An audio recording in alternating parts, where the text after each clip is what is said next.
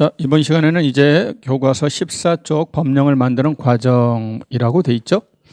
이제 저희가 법령 파트를 공부하는데 원래 공부해야 되는 법이 공인중개사법이라고 되어 있죠. 자, 뿐만 아니라 우리가 보통 법령이라고 말하면 법과 명령을 합친 말입니다. 법령. 공인중개사법은 총 전 5장이 있고요. 7장 51개 조문입니다. 그런데 법만 공부할 게 아니고 관련된 시행령도 공부할 겁니다. 공인중개사법 시행령을 공부합니다. 뿐만 아니라 공인중개사법 시행규칙이라고 하는 걸 같이 공부를 합니다. 자, 법은 아시다시피 국회에서 만듭니다.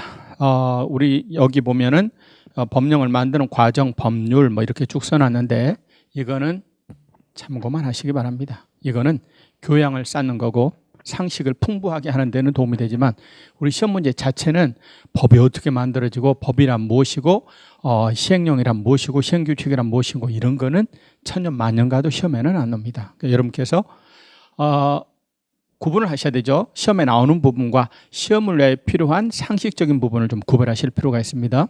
자, 법은 아시는 것처럼 국회에서 만듭니다. 그런데 국회에서 모든 사항을 다 정할 수가 없지요. 그래서 국회에서는 법률에서는 국민의 권리 의무에 관한 뼈대가 는 내용만, 권리 의무에 관한 내용만 담고 있습니다. 기술적인 또는 시간적 여러 가지 한계 때문에 세부적인 자세한 내용은 그 법을 시행하는 시행부서의 장인 행정부한테 맡깁니다. 그래서 우리가 법을 읽다 보면 뭐뭐에 관해서 필요한 사항은 뭐 대통령령으로 정한다 뭐 이런 말 들어보셨을 거예요. 그래서 그 법의 시행을 위하여 필요한 사항 그리고 그 법으로부터 위임받은 사항을 정하기 위해서 행정부서 수장이 대통령이죠. 대통령의 명령을 대통령령이라고 합니다. 대통령령을 다른 말로 시행령이라고 합니다. 똑같은 명령이지만 대통령의 명령과 총리령 또는 부령하고는 좀 구별을 하셔야 됩니다. 그래서 대통령의 명령이 좀 세니까 대통령령을 흔히 시행령이라고 부르고요. 자, 그런데 시행령을 가지고서 여러 가지 사항을 정했습니다. 그런데도 아주 절차적인 사항, 아주 기술적인 사항, 디테일한 사항은 이런 것들은 대통령의 명령으로 정하지 않고 그 해당 업무를 담당하고 있는 주무부서 장관이 명령으로 정합니다. 자, 그런데 아시는 것처럼 우리 부동산 중개업은 주무부서가 어디입니까? 국토교통부입니다. 그래서 국토교통부 장관의 명령 이거를 국토교통부령이라고 하죠. 자, 대통령의 명령을 똑같은 명령입니다만 구분을 해서 시행령이라고 부르고 해당 부서장의 명령을 부령이라고 부르는데 이거를 명령이지만 구분하기 위해서 시행규칙이라고 부릅니다. 그럼 시행령은 뭐냐? 이 법의 시행을 위해서 필요한 사항을 담고 있어요. 또는 법으로부터 위임받은 사항을 정하고 있는 게 시행령입니다. 자, 그렇다면 시행규칙은 말 그대로 법이나 시행령으로부터 위임받은 사항을 정하고 있습니다. 또는 법이나 시행령의 시행을 위하여 필요한 내용을 담고 있는 게 시행규칙이다. 이렇게 보시면 돼요. 자, 그런데 공법 같은 경우는 관련된 조문수가 꽤 많습니다. 엄청나게 많아요. 공부해야 되는 조문수가. 자, 그래서 법 중심으로 공부를 하십니다. 그런데 이 과목은요, 법이 조문이 51개밖에 없어요. 그래서 법뿐만 아니라 시행규칙에서도 시험에 나옵니다. 그래서 이 과목은 시행령과 시행규칙도 법하고 똑같이 취급을 하셔야 돼요. 네? 법처럼 중히 여기고 공부를 하셔야 됩니다. 영이나 규칙도 시험 범위 안에 들어갑니다. 자, 시행령을 대통령령, 시행규칙을 국토교통부령이라고 부릅니다. 그러면 우리가 공부할 때 어떤 내용은 법으로 정하고 어떤 내용은 시행령으로 정하고 어떤 내용은 시행규칙으로 정하고 이거를 구분해 가면서 공부하실 필요가 있느냐? 전혀 없죠. 네? 구분해 가면서 공부하실 필요는 전혀 없습니다. 이게 뭐 한두 개도 아니고 한두 개도 아니고 그렇죠? 알 방법이 없어요. 자, 어떤 거는 법으로 정한다. 어떤 거는 시행령으로 정한다. 어떤 거는 시행규칙으로 정한다. 구분하실 필요 없습니다. 그걸 어떻게 구분합니까? 그냥 그런 건 구분하지 마시고 내용만 충실히 파악하시면 됩니다. 내용 파악에 주력을 하셔야 됩니다. 그런데 시험에 나오지 않느냐? 맞습니다. 시험에 나온 적이 있습니다. 과거에 뭐뭐에 관해서 필요한 사항은 뭐 대통령령으로 정한다 이런 질문을 시험에 내놓고 맞는가 틀린가 물어본 적이 있어요. 그런데 우리 시험의 속성을 잘 이해하시라고 그랬습니다. 우리 시험은 과락 얼마나고 평균 60점 이상이어야 되고요. 오지선다 객관식으로 시험 문제가 나옵니다. 객관식이라고 하는 거는 한 개만 알아도 정답을 고를 수 있는 게 객관식이에요. 그런 시험 지문이 나온 적은 있지만 그 문제를 자세히 들여다보면 그거를 모르더라도 정답을 고를 수 있게 배치를 해놨다 그 말입니다. 그러니 전혀 신경 안 써도 됩니다. 근데 만에 하나 진짜 알고 있어야만 선택할 수 있는 그런 문제가 나오면 어떻게 하느냐? 말씀드렸다시피 팍 찍어버리시면 돼요. 그런 문제를 냈을 때는 제발 틀려라고 내는 문제입니다. 대세에 영향을 미치지 않는다 그 말입니다. 팍 찍어버리시면 됩니다. 자, 그래서 법과 영과 규칙은 전혀 구분해 가면서 공부하실 필요가 없다. 14쪽, 15쪽 요거는 그냥 읽어만 보시면 되고 넘어갑니다. 그 다음에 이제 16쪽에 가서 보면 저희가 뭐를 공부할 거냐면 공인중개사법 시행령, 시행규칙에 이어서 지방자치단체 조례도 공부할 겁니다. 근데 조례는 많이 공부할 건 아니고 한 2개 정도 공부할 겁니다. 그건 해당 진도 나갈 때. 근데 주택의 중개보수는 국토교통부령이 정하는 범위 내에서 시도 조례로 정합니다. 그러니까 조례를 보셔야 되고요. 그리고 행정수수료도 지자체 조례로 정하니까 그 조례를 그때는 보셔야 됩니다. 그것만 그냥 살펴보시면 돼요. 자, 이번에는 17쪽으로 가서 보면 2장 법조문의 형식이 있습니다. 여기도 마찬가지입니다. 제2장 법조문의 형식도 시험하고는 직접적 관계는 전혀 없어요. 전혀 없습니다. 다만 우리가 법조문을 읽을 때 여기를 보세요, 저기를 보세요 할 때 알아는 먹어야 될 거 아니겠습니까? 그래서 법조문을 읽어나가는 데 필요한 기초적 내용일 뿐입니다. 시험 자체하고는 아무 상관이 없어요. 자, 먼저 장이 있고 장 밑에 1조, 2조, 3조, 4조 조가 있습니다. 그 조 밑에 1조, 2조 뭐 이렇게 있고 그 다음에 조 밑에 법조문을 읽다 보면 동글배기로 써져 있는 게 있습니다. 이거를 보통 우리가 항이라고 부릅니다. 그래서 법제 1조 2항을 보세요. 그럼 이걸 보셔야 된다 그 말입니다. 법제 2조 5항을 보세요. 그러면은 요 5항을 보셔야 된다 그 말입니다. 네, 부르는 용어만 하시면 돼요. 조, 그 다음에 항입니다.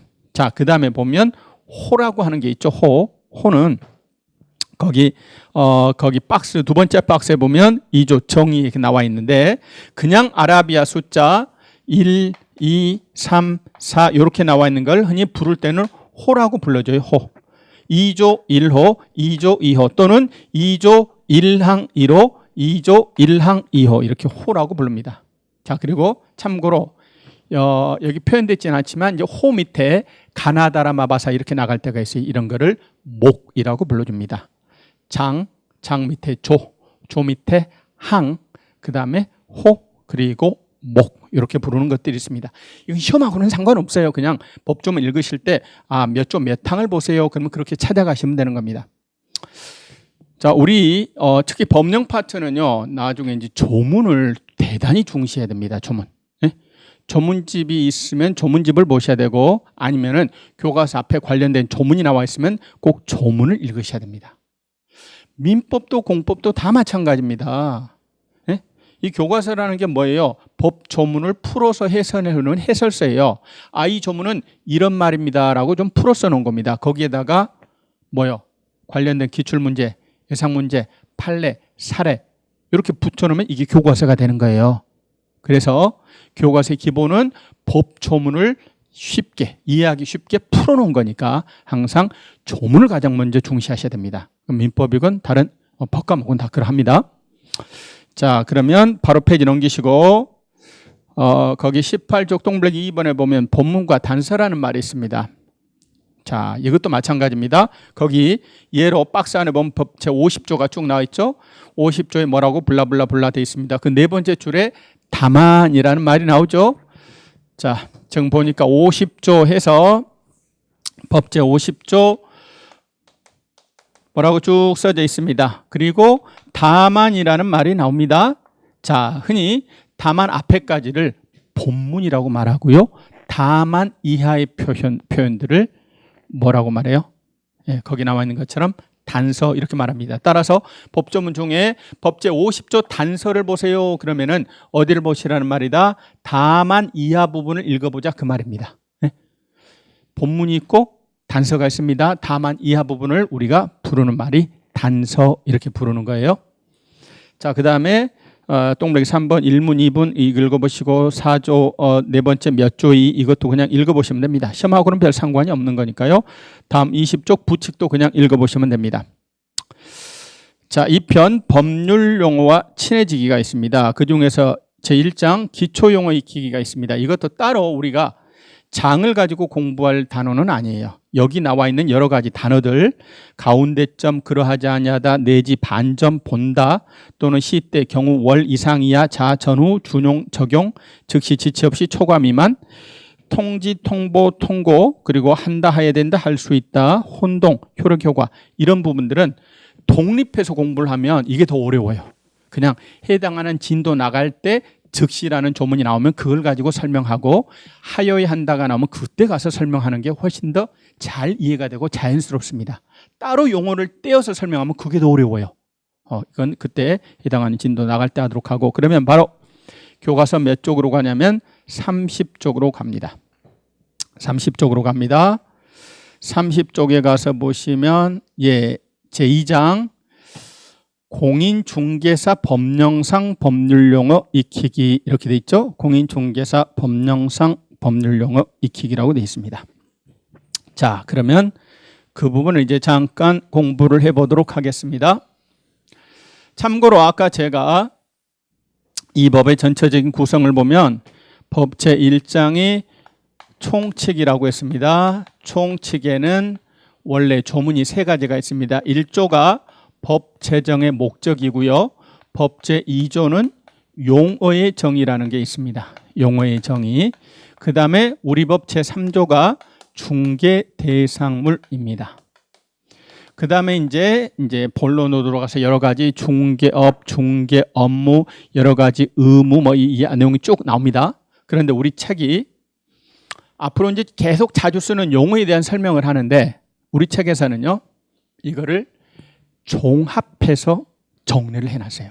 즉, 지금 이제 용어의 정의에 보면 6가지 용어가 나옵니다. 중개, 중개업, 공인중개사, 중개보조원, 소속공인중개사, 또 개업공인중개사 이런 6가지 용어의 정의가 나오는데 용어의 정의 2단원에서 이하에 나와 있는 여러 가지 내용들을 종합, 분류, 정리해서 한꺼번에 여기서 지금 용어의 정의를 같이 다루고 있어요.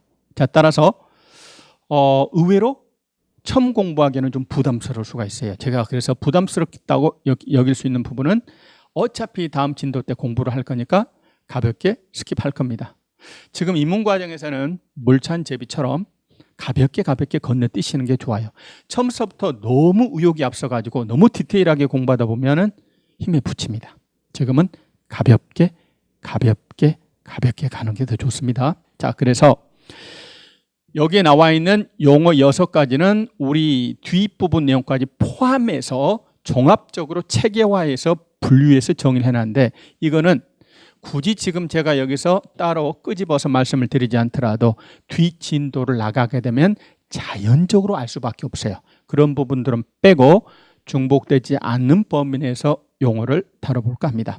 자, 그중에 용어의 정의가 법 제2조입니다. 여기에 가서 보면 지금 이제 중개 이하 6가지 용어가 나옵니다.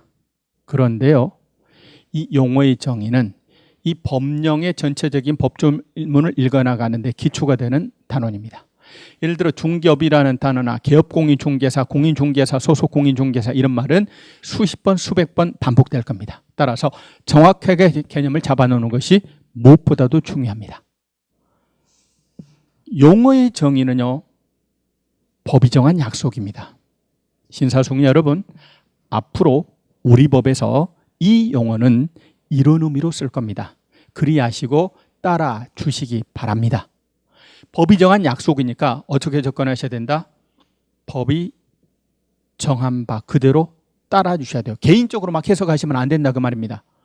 용어의 정의는 대부분의 개별법에서 두고 있습니다. 예를 들어서 건축법이다, 도로법이다, 수도법이다, 하천법이다, 농지법이다, 산림법이다, 산지관리법이다. 네? 각 개별법에서 자주 쓰는 용어가 있을 겁니다. 그 용어에 대해서 정의를 해놔야 됩니다. 왜냐하면 정의를 해놓지 않고 그냥 쓰게 되면 나중에 분쟁이 발생합니다. 헷갈립니다. 예를 들어서 하천법에서 하천이라면 블라블라블라블라 하고 정의했어요. 그런데 우리가 일반적으로 생각하는 일반인들이 생각하는 하천과 법에서 정의한 하천이 다를 수 있죠. 자, 또는 도로라 하면 해서 도로법에서는 블라블라블라 도로라 하면 이렇게 쓴다라고 정해놨어요. 그 도로하고 우리가 생각하는 도로하고 개념이 다를 수 있다 그 말이에요. 따라서 이 법에서 도로는 어떤 의미로 쓰입니다라고 하는 걸 정해놓을 필요가 있어요. 그래야 분쟁을 예방하고 헷갈리지 않습니다. 마찬가지로 우리 법에서도 중개, 중개업, 개업공인중개사 이런 말이 계속 쓰입니다. 이 법에서 중개는 어떤 의미로 쓰입니다라고 정의를 해놓습니다. 자, 그래서 용어의 정의에서 기출문제들을 쭉 이렇게 살펴보면 시험 문제에 나오는 패턴은 크게 두 가지가 있습니다. 첫 번째는 용어의 정의다, 맞는 것 고르세요. 용어의 정의다, 틀린 것 고르세요. 이런 식으로 용어의 정의를 나열해놓고 맞는 것, 틀린 것 고르세요. 이런 시험 문제가 하나. 두 번째는 6개 용어 가운데 제일 중요한 용어는 중개와 중개업입니다. 이 두 가지 용어는 관련된 판례와 사례가 너무 많아요. 독립한 문제로 낼 수 있을 만큼 재료가 아주 풍부합니다. 그래서 중개나 중개업에서 판례 등을 이용한 문제, 이렇게 두 가지 패턴이 있어요. 용어의 정의는 다시 법이 정한 약속이다. 약속이니까 어떻게 접근하셔야 된다? 충실히 따라주셔야 돼요. 네? 약속이니까 충실히 따라주셔야 됩니다. 그래서 어떻게 해요? 외우셔야 돼요. 어떻게, 그것도 어떻게 외운다? 대충 외우면 안 돼요. 칼같이 외우셔야 돼요. 칼같이. 대충 외울 게 아닙니다. 칼같이 외우셔야 됩니다. 왜냐하면 거짓말할 때 어떤 식으로 거짓말합니까?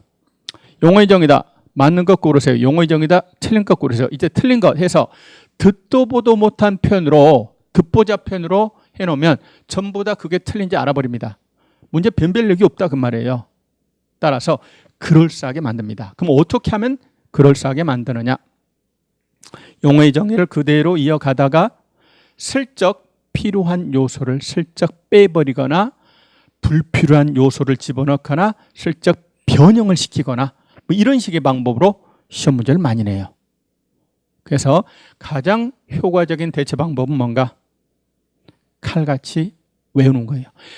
공인중개사법에 총 51개 조문인데 제가 칼같이 외워주십사라고 당부드리는 조문은 딱 얘 하나밖에 없어요. 나머지는 내용 파악만 하시면 됩니다. 그러나 얘는 칼같이 외우셔야 됩니다. 자, 그중에서 첫 번째 중개라는 용어의 정의에 대해서 공부를 할 겁니다. 첫 번째 중개라는 용어의 정의에 대해서 공부를 합시다. 중개라 하면 자, 거기 30쪽에 보시면 가로 1번 두 번째 단락 밑에서부터 하나, 둘, 셋, 넷, 다섯, 여섯 번째 줄에 보면 중개란 법정 중개 대상물에 대하여 거래 당사자 간의 매매 교환 임대차 그 밖의 권리 득실 변기에 관한 행위를 알선하는 것이라고 규정하고 있다. 이렇게 돼 있죠. 그 부분입니다. 자, 중개라 하면 원래 조문에는 이렇게 말하고 있어요. 제3조 규정에 의한 중개 대상물에 대하여 거래 당사자 간의 매매, 교환, 임대차 그 밖의 권리의 득실 변경에 관한 행위를 알선하는 것이라고 정의를 하고 있습니다. 좀 와닿지가 않습니다. 그렇죠? 다시요. 중개라 하면 제3조 규정에 의한 중개 대상물에 대하여 거래 당사자 간의 매매 교환 임대차 그 밖의 권리의 득실 변경에 관한 행위를 알선하는 것이라고 정의를 해놨어요. 얼른 와닿지가 않죠? 풀어서 하나씩 이제 이해를 해볼까 합니다. 자, 그런데 풀어서 하나씩 이해를 한번 해볼까 합니다. 먼저 전체적으로 요 표현에 대한 설명을 하고 이어지는 부연 설명을 할까 합니다. 우리가 일반적으로 부동산 거래가 이루어지는 과정을 한번 생각을 해보세요. 부동산 거래가 이루어지는 과정을 한번 생각을 해볼까요? A라고 하시는 분이 아파트를 처분하고자 합니다. 아파트 처분하고 이사 가고자 합니다. 그래서 동네 부동산 갑한테 달려갑니다. 그래서 뭐라고 합니까? 아저씨, 부동산 아저씨, 중개업자 아저씨, 기업공인중개사 아저씨, 우리 아파트 처분하고 싶어요. 팔아주세요 라고 중개를 의뢰합니다. 여기에 대해서 기업공인중개사, 옛날엔 중개업자 이렇게 불렀습니다만 지금은 이제 기업공인중개사 이렇게 이게 정확한 편입니다. 기업공인중개사 갑이라고 하는 분이 승낙을 하겠죠. 알았습니다. 사장님 물건 팔아드리겠습니다. 대신 중개가 완성되면 즉 당사자 간에 부동산 거래계약이 체결되면 거래계약이 체결되면 보수를 주셔야 됩니다. 알았어요 라고 중개를 의뢰하고 이를 승낙을 하고 의사표시가 합체가 됨으로써 중개계약이 체결됩니다. 자, 중개계약은 말 그대로입니다. 중개계약의 당사자는 누구하고 누구예요? 중개의뢰인하고 중개업자, 기업공인중개사가 당사자예요. 우리 집 팔아주세요. 알았어요. 이게 바로 뭐? 중개계약. 우리나라에서 중개계약은 어떻게 해요? 서면으로 할까요? 말로 할까요? 대개는 말로 하죠. 부동산 가서 뭐라고 해요? 우리 집 팔아주세요. 이렇게 말로만 하지 우리 집 팔아주세요 하고 중개계약서를 작성하는 경우는 드물어요. 그렇죠? 자, 그런데 이 중개계약은 아저씨 우리 집 팔아주세요. 권리를 이전하고자 하는 이자하고 개업공인중개사 간 체결될 수도 있고 또 거꾸로 누구하고 체결될 수도 있나요? 권리를 취득하려는 자와 개공사 간 체결될 수도 있습니다. 그렇죠? 자, A가요 갑에게 팔아달라고 했고 갑은 A의 물건을 팔아주기 위해서 열심히 영업활동을 합니다. 벼룩시장에 광고를 해서 가망 고객 B를 발견했어요. B라고 하는 사람이 갑의 사무소를 찾아왔어요. 아저씨 6단지 아파트를 하나 사고 싶습니다. 33평형대 아파트고요. 학교가 가까우면 좋겠고요. 대금은 5억 원대로 하나 구해주세요 하고 또 중개를 의뢰합니다. 알았어요. 그래서 갑이요 가망 고객 B를 데리고 A 물건을 보여줬습니다. 자, 그래서 A가 팔기로 마음을 먹었고 B는 사기로 마음을 먹었어요. 그래서 권리를 이전하고자 하는 A하고 권리를 취득하고자 하는 B 사이에 매매계약 또는 교환계약 또는 임대차 계약이 체결될 겁니다. 다시요. 먼저 뭐를 먼저 하고요? 중개계약을 먼저 체결합니다. 그 다음에 열심히 중개활동을 하죠. 자, 뭐를 해요? 갑은요 A, B의 마음을 움직이기 위해서 여러 가지 서비스를 제공합니다. 권리 분석도 하죠. 정보를 제공하기도 합니다. 현장 안내하기도 합니다. 조언을 하기도 하고 설득을 하기도 합니다. 조정을 하기도 하죠. 그래서 A의 마음을 이끌어내야 됩니다. 알아서 팔 거야. 또 B의 마음을 이끌어내야 됩니다. 알아서 살 거야. 그래서 결국 A하고 B 사이에 매매계약 또는 교환계약 또는 임대차 계약 같은 부동산 거래계약이 체결됩니다. 자, 이거를 거래계약이라고 부릅니다. 중개계약과 거래계약을 구별하셔야 돼요.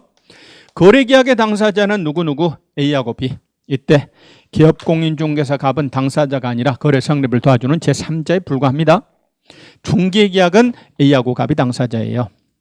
자, 보통은 이러한 과정을 통해서 부동산 거래가 이루어집니다. 그렇죠? 자, 그러면 중개라는 정의를 조금 더 살펴보면 중개람은 제3조 규정에 의한 중개대상물에 대하여 이렇게 말하죠. 당연히 개업공인중개사, 즉 옛날 중개업자가 취급할 수 있는 건 부동산입니다. 그런데 모든 부동산을 다 중개하는 건 아니고 부동산으로 정의될 수 있기만 하면 무조건 중개할 수 있는 건 아니고 취급할 수 있는 부동산이 5가지가 있습니다. 1. 토지, 2. 건축물 그 밖에 토지정착물, 그리고 임목, 공장재단, 광업재단 이렇게 5가지만 취급해요. 다시요. 기업공인중개사는요. 동산, 금전, 권리금, 선박, 자동차, 항공기 이런 건 취급하지 않아요. 얘가 중개할 수 있는 대상물은 법이 정한 5가지만 합니다. 토지, 건축물 그 밖에 토지정착물, 임목, 공장재단, 광업재단 요 5가지를 우리 법 제3조에서 정하고 있어요. 그래서 3조에서 정한 중개대상물 5가지, 즉 법정 중개대상물 5가지에 대하여 거래 당사자 간에, 지금 당사자는 AB가 당사자입니다. 이 양반 갑은 물론 서명 날인을 하지만 제3자 입회인으로서 서명 날인을 하는 거예요. 네? 당사자는 AB 간에 매매 계약이 체결되도록, 그들 간에 매매 계약이 체결되도록 알선하는 거예요. 알선이라는 말이 무슨 말이에요? 남의 일이 잘 되도록 두루두루 힘을 써주고 도와주는 거예요. 자기가 지닌 전문적 지식과 경험과 노하우를 통해서 그들 사이에 의욕하는 거래가 이루어지도록 도와주고 주선하는 것, 이게 바로 알선입니다. 네. 당사자 간에 교환 계약이 체결되도록 알선하는 것입니다. 네. 또 당사자 간에 임대차 계약이 체결되도록 알선하는 거예요. 결국 중개란 당사자 간에 매매 계약, 교환 계약, 임대차 계약이 체결되도록 두루두루 힘을 써주고 도와주는 것, 이게 바로 중개예요. 근데 꼭 매매, 교환, 임대차 알선뿐만 아닙니다. 이 표현을 보면 그 밖의 권리에 득실 변경에 관한 행위를 알선하는 것이라고 해서 그 밖의 권리라는 말이 있어요. 자, 이게 대체 무슨 말인가 봅시다. 부동산 거래라고 하는 것은, 부동산 거래는 뭐죠? 내가 저 땅을 샀습니다. 그 말은 무슨 말이에요? 저 땅의 소유권을 취득했다, 그 이야기입니다. 임대차 계약을 체결했습니다. 그 말은 임차권을 취득했다, 그 말이에요. 전세계약 체결했다, 전세권을 취득했다, 그 말입니다. 부동산 거래는요, 그 부동산 자체가 아니라 부동산상 권리의 득실 변경을 가져오는 게 부동산 거래예요. 네?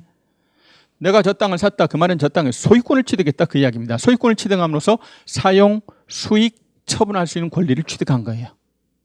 자, 그래서 부동산 거래는 결국 이 부동산상 여러 가지 권리의 득실 변경을 가져오는 겁니다. 그러면 매매나 교환을 통해서는 무슨 권리? 소유권. 임대차를 통해서는 임차권. 자, 소유권이나 임차권이라는 권리의 득실 변경 알선뿐만 아니라 그 밖의 권리, 이제 나중에 민법 시간에 차분히 공부할 겁니다. 용익물권이라고 하는 거 공부할 거예요. 지상권, 지역권, 전세권 또는 저당권 등 담보물권. 꼭 매매, 교환, 임대차, 소유권, 임차권 알선뿐만 아니라 용익물권이나 저당권 등의 득실 변경 알선도 중개예요. 따라서 전세계약 체결을 알선하는 것도 중개예요.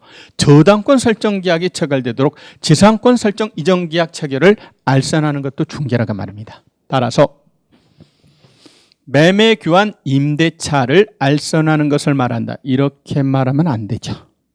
2% 부족하죠? 네? 중개는 꼭 매매, 교환, 임대차 알선뿐만 아니라 그 밖의 권리의 득실 변경 알선, 이렇게 말해야 됩니다. 그럼 결국 권리의 득실 변경에 관한 행위는 무엇을 통해서 이루어져요? 권리의 득실 변경에 관한 행위는 계약을 통해서 이루어집니다. 정리하면 당사자 간의 계약인데 무슨 계약? 부동산에 관한 거래 계약이 체결되도록 알선하는 거예요. 부동산에 관한 매매, 교환, 임대차, 저당권, 전세권 설정 같은 거래 계약이 체결되도록 알선하는 겁니다. 이때 계약이라는 말을 민법에서는 다른 말로 또 뭐라고 그래요? 의사표시 숫자 방향에 따라서 법률행위라는 개념을 공부하고 법률행위의 종류에 가서 보면 단독행위가 있고 계약이 있고 합동행위가 있습니다. 자, 그래서 여기서 우리 법령실무에서는요, 계약밖에 안 나와요. 법률행위 중에서 계약밖에. 당사자 간의 부동산 거래 계약, 법률행위가 성립하도록 알선하는 것, 이게 바로 뭐다? 중개다, 그 말입니다. 다시 중개를 하면 제3조 규정에 의한 중개대상물에 대하여 거래 당사자 간의 매매, 교환, 임대차, 그 밖의 권리의 득실 변경에 관한 행위를 알선하는 것. 당사자 간의 부동산 거래 계약이 체결되도록 알선하는 것, 이게 바로 중개입니다. 자, 그러면 거기 31쪽에 보면 협의의 중개, 광의의 중개, 이거는 너무 어려워요. 나중에 기본 이론 공부할 때 하도록 합니다. 그럼 가로 2번 이제 중개의 유래라고 하는 것이 나와 있습니다. 중개의 유래. 이거는 시험에는 유래가 시험에 나온 적은 없어요. 최근 10년간은. 그런데 알아야 되는 개념이 하나 있기 때문에 중개 유래를 잠깐 한번 살펴보도록 하겠습니다. 히스토리, 역사에 관한 이야기입니다.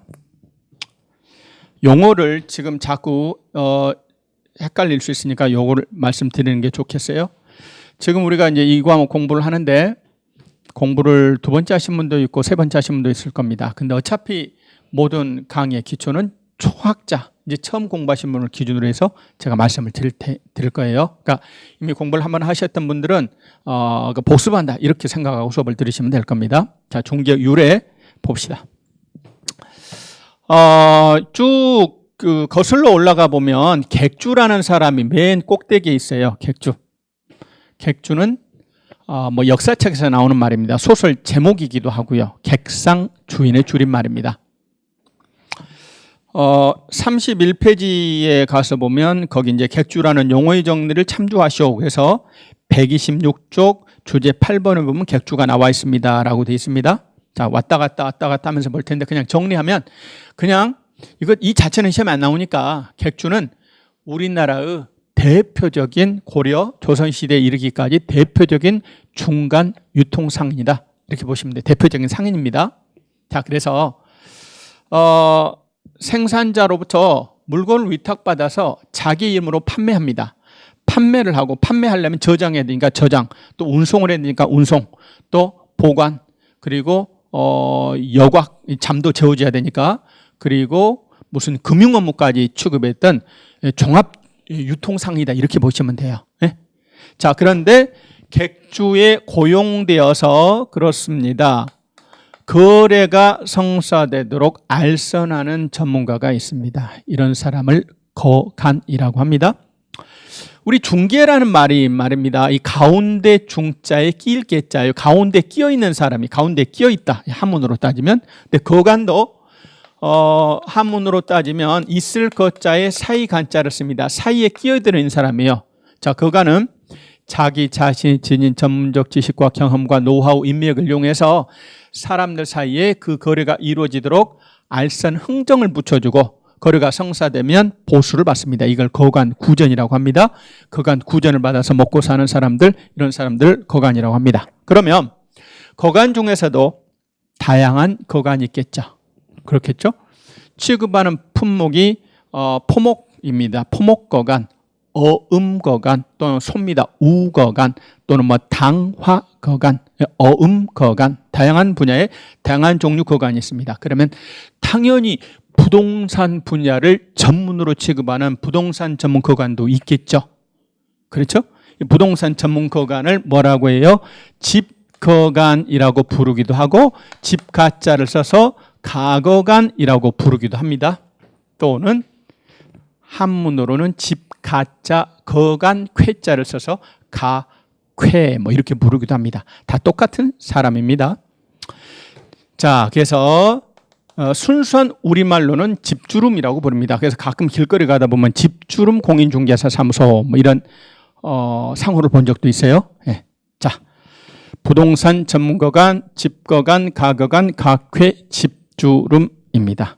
사실 오늘날 개업공인중개사에 300골 되는 사람입니다. 그리고 이분들의 영업장소를 복덕방이라고 했다.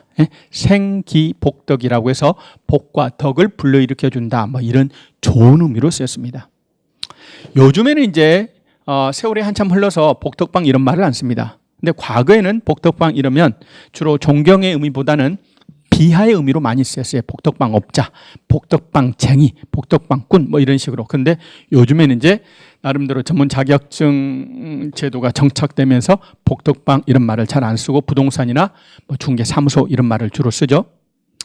자, 이분들이 우리 조선 후기, 그러니까 1890년 이 무렵에는 굉장히 숫자가 많아졌어요. 이제 상공업이 발달되면서 특히 개항장을 중심으로 객주와 거간이 엄청 많아졌어요. 근데 그들이 꺽하면 싸웁니다. 안 되겠다. 이들 싸우지 마라. 네? 다툼을 막기 위해서 객주 거간 규칙이라고 하는 것을 만들어냅니다.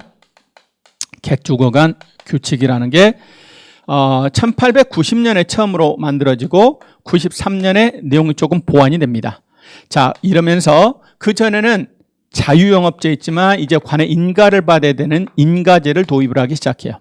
자, 그래서 객주나 거관을 하려면 관에 인가를 받고 하셔야 됩니다. 특히 서울에서는요. 인가를 받고 해야 됩니다.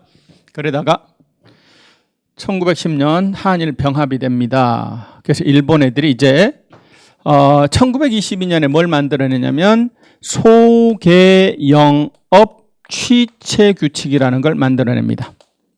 이게 옛날 이야기니까 별로 중요하진 않아요. 그냥 옛날 얘기니까 한 귀로 듣고 한 귀로 흘리시면 됩니다. 근데 그래도 알아야 되는 부분이 있으니까 소개영업 취체규칙이라고 하는 걸 만듭니다. 그래서 이때는요. 소개영업, 오늘 중개업하고 똑같다고 이해하시면 돼요. 소개영업을 하려면, 중개업을 하려면 경찰서장의 허가를 받아야 됐습니다. 허가를 받지 않으면 소개영업, 중개업을 못했어요. 그랬다가 해방이 되고 나서도 이 소개영업 취체규칙이 한참을 쓰였습니다.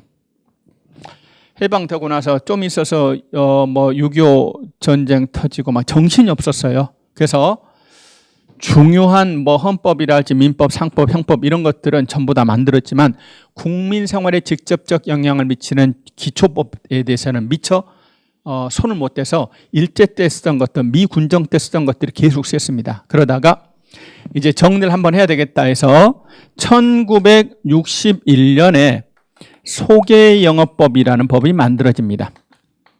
여기서 소개는 중개하고 똑같은 의미로 이해하시면 돼요. 소개영업법이라는 법이 만들어집니다. 그러면서 제도를 신고제로 바꿉니다.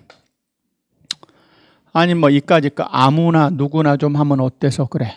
아무나 누구나 좀 하자. 신고만 하면 아무나 누구나 할 수 있게 신고제를 도입을 합니다. 무슨 전문 자격증 제도 이런 건 없었어요. 자, 그랬다가 세월이 쭉 흐릅니다. 그래서 1983년에 부동산 중개업법이라는 법이 만들어집니다. 부동산 중개업법을 만들면서 허가제로 다시 복귀하게 됩니다. 자, 지금요. 이 짧은 기간에 60년에서 80년, 불과 20년 차이지만 우리나라는 너무 많은 변화가 있어요. 급속한 근대화, 도시화, 산업화가 됩니다. 그래서 60년까지만 해도 그냥 아름아름으로 부동산 거래 알선하고 이랬는데 그 뒤에 급속한 산업화, 도시화, 경제가 되면서 부동산의 가치가 급등하게 됩니다. 부동산과 관련된 여러 가지 공법들이 마구 쏟아져 나옵니다. 자, 그래서 옛날에는 그냥 아름아름으로 하면 됐지만 지금은 전문적 지식을 요하는 전문 지식인이 해야 되겠다. 자, 그래서 소개영업법 가지고는 문제가 있다. 이거는 조문이 몇 개 안 되는 매우 간단한 법이었어요. 이걸로는 변화하는 중개, 부동산 중개 환경 시장을 규율할 수가 없다. 그래서 법을 만듭니다. 그게 바로 부동산 중개업법이에요. 83년에 만들었고 84년도부터 시행에 들어갔습니다. 자, 근데 신고제 했다가 신고제 하는 바람에 부동산에 대해서 아무것도 모르는 사람도 마구 소개영업을 하다 보니까 사고가 펑펑 터집니다. 아유, 안 되겠다. 이렇게 해서는 안 되겠다. 다시 허가제로 갑니다. 그래서 허가를 받아야 중개업을 할 수 있습니다. 그러면서 뭐를 도입을 하냐면 공인중개사 제도를 도입을 합니다. 그래서 제1회 공인중개사 시험이 언제 치러졌냐면 1985년에 제1회 공인중개사 시험이 시행이 됐어요. 자, 그리고 1차 개정이 1989년에 있게 됩니다. 1차 개정이 1989년에 1차 개정이 있게 됩니다.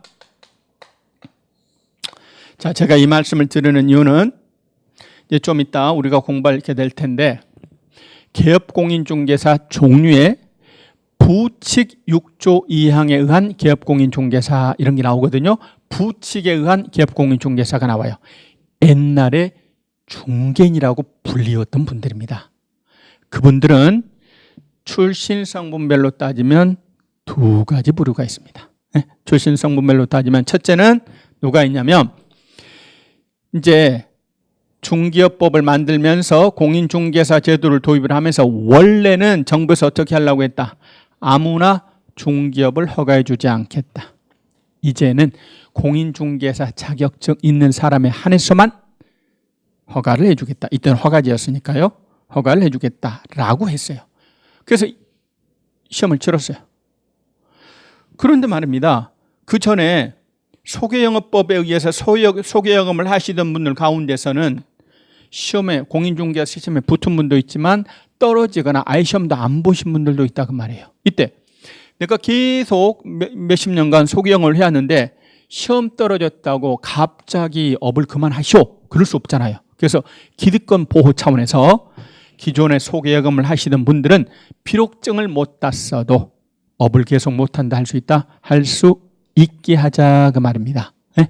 기득권자 보호를 해야 되겠죠? 그래서 증 없어도 소개영업법에 의해서 소개영업을 하시던 분들은 계속 업을 할 수가 있습니다. 언제까지 하느냐?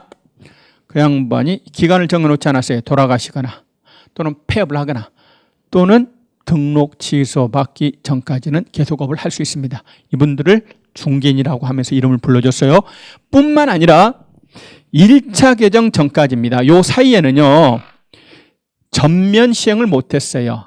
원래는 증 가진 사람에 한해서만 허가를 해주려고 했는데 증 가진 사람에 한해서만 허가를 해주려고 했는데 그러려고 보니까 요때 당시에는 증 가진 사람 숫자가 너무 적어요. 증 가진 사람 숫자가 너무 적어서 안정적으로 중개업자 배출이 안 된다 그 말입니다. 그래서 89년까지는 한시적으로는 증 없는 일반인 중에서도 증이 없는 일반인 중에서도 법이 요구하는 바를 갖추면 중개인이라는 타이틀을 가지고서 중개업을 할 수 있었다 그 말이에요. 네? 자 다시 부칙 6조 2항의 기업공인중개사는 성분별로 두 가지다. 첫째 구소개영업법 출신 중개인, 하나는 중개업법 출신 1차 개정 전까지는 일반인도 증 없어도 업을 할 수가 있었다. 그렇게 해서 중개인 타이틀 가지고 업을 하는 자는 그만두라고 할 수가 없으니까 그분들도 계속 할 수 있다. 그래서 중개인이라는 개념 또는 다른 말로 부칙 6조 2항의 기업공인중개사 부칙에 의한 개공사는 새로 나올 수 있는 종별이 아니에요. 이제 1차 개정 이후에는 오로지 증 가진 사람에 한해서만 허가를 해줬다 그 말입니다. 증 가진 사람에 한해서만. 그래서 이 종별은 새로 나올 수가 없고 없어지기만 하는 종별이에요. 그리고 과거에는 중개 숫자가 엄청 많았습니다만 지금은 많이 없어졌죠. 그렇습니다. 그랬다가 이제 허가제가 과도한 규제다 이런 비판을 받아요. 허가제가 과도한 규제다 이런 비판을 받아서 7차 개정에서 허가제를 등록제로 바꿔버립니다. 네? 등록만 받으면 아무나 중개업을 할 수 있다. 그러다가 9차 개정 2005년도에 법의 명칭을 바뀝니다. 공인중개사의 업무 및 부동산 거래 신고에 관한 법률로 법의 명칭을 바꿉니다. 그러면서 실거래가 신고제도를 도입을 합니다. 노무현 정부에서 2006년도서부터 실거래가 신고제도를 도입을 해요. 그래서 우리나라 부동산 관련 세제가 너무 복잡합니다. 이거를 좀 단일화할 필요가 있다. 그래서 의욕적으로 추진한 정책 중에 하나가 실거래가 신고제도입니다. 법을 만들었긴 했는데 이 법을 독립법으로 만들기에는 내용이 너무 적어요. 다른 법에 붙이려고 합니다. 법무사법에 붙이려고 했더니 법무사가 반대하고 변호사법에 붙이려고 했더니 변호사가 반대하고 독립법으로 만들기에는 너무 내용이 적고 그래서 무슨 법에다 붙여버렸냐면 부동산 중개업법에 붙여버렸어요. 그러면서 법의 명칭을 공인중개사의 업무 및 부동산 거래 신고에 관한 법률로 법의 명칭을 바꿉니다. 그래서 여기에는 두 가지 내용을 담고 있어요. 공인중개사 관련된 내용, 실거래가 신고 관련된 내용. 네. 그러나 제도는 여전히 등록제입니다. 그러다가 최근에 이제 이 두 법을 분리했어요. 공인중개사법이라고 따로 그리고 부동산 거래 신고에 관한 법률이라고 따로따로 분리를 했습니다. 그래서 지금은 각각의 개별법입니다. 제도 자체는 여전히 등록제를 유지하고 있습니다. 현재 대한민국에서 중개업을 하시려면 뭐를 받아야 된다? 등록을 받으셔야 돼요. 등록을 받으셔야 됩니다. 자, 연역에 대해서 간단하게 제가 말씀을 드렸습니다. 연역 역사 유래입니다. 자, 그래서 과거에는 중개업자 이런 말을 썼지만 지금은 그런 말을 안 쓰고 개업 공인 중개사 이런 표현을 쓰고 있습니다. 자, 그러면 가로 3번 중개의 종류가 있습니다. 그 가로 3번 중개의 종류는 그냥 넘어가도록 하겠습니다. 왜? 그렇게 중요한 건 아니고요. 시험에 잘 나오는 건 아닙니다. 자, 그럼 32쪽 가로 4번 중개와 중개업입니다. 이거는 조금 내용이 바뀌어서 좀 쉬었다가 이어서 하도록 하겠습니다.